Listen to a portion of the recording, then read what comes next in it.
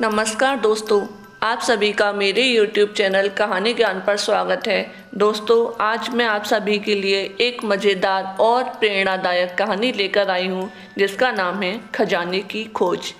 आशा करती हूँ कि आप सभी को कहानी अच्छी लगेगी। एक गांव में रामलाल नाम का एक किसान अपनी पत्नी और 4 लड़कों के साथ रहता था।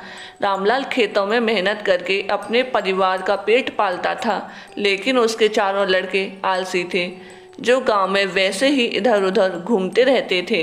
एक दिन रामलाल ने अपनी पत्नी से कहा कि अभी तो मैं खेतों में काम कर रहा हूँ, लेकिन मेरे बाद इन लड़कों का क्या होगा? इन्होंने तो कभी मेहनत भी नहीं करी, ये तो कभी खेत में भी नहीं गए। रामलाल की पत्नी ने कहा कि धीरे धीरे ये भी काम करने लगेंगे। समय बीतता गया और रामलाल के लड़के कोई काम नहीं करते थे। एक बार रामलाल बहुत बीमार पड़ गया। वह काफ़ी दिनों तक बीमार ही रहा। उसने अपनी पत्नी को कहा कि वह चारों लड़कों को बुलाकर लाए। उसकी पत्नी चारों लड़कों को बुलाकर लाई। रामलाल ने कहा, लगता है कि अब मैं ज़्यादा दिनों तक जिंदा नहीं रहूँगा। रामलाल को चिंता थी कि उसके जाने के बाद उसके बेटों का क्या होगा। इसलिए उसने कहा, बेटो, मैंने अपने जीवन में जो भी कुछ कमाया है वह खजाना अपने खेतों के नीचे दबा रखा है। मेरे बाद तुम उसमें से खजाना निकालकर आपस में बांट लेना। यह बात सुनकर चारों लड़के खुश हो गए।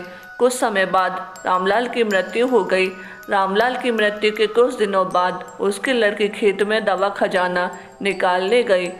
उन्होंने सुबह से लेकर शाम तक सारा खेत खोद दिया, लेकिन उनको कोई भी खजाना नजर नहीं आया। उस खेत में हमें कोई खजाना नहीं मिला।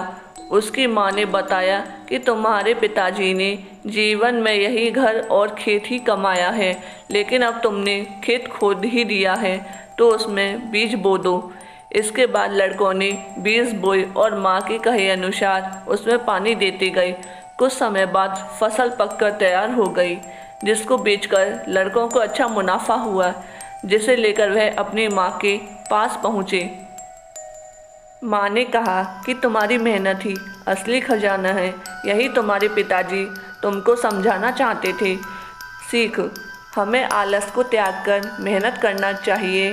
मेहनत ही इंसान की असली दौलत है। दोस्तों, अगर आप सभी को कहानी पसंद आई है तो कृपया मेरी वीडियो को लाइक, शेयर और चैनल को सब्सक्राइब करें। धन्यवाद।